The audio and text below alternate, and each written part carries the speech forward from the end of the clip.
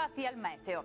La perturbazione si allontana dall'Italia. Nella giornata di giovedì 9 maggio il tempo risulterà dunque in lento miglioramento.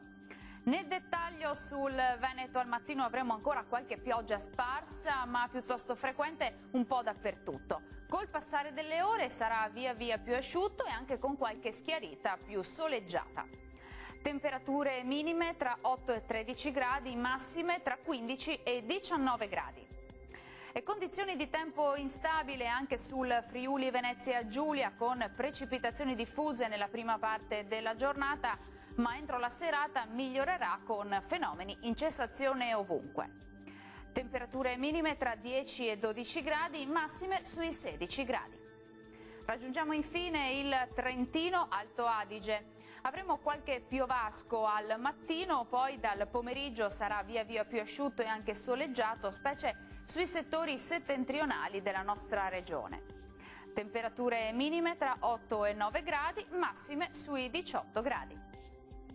Dal meteo di Antena 3 per ora è tutto, vi do appuntamento al prossimo aggiornamento. Arrivederci.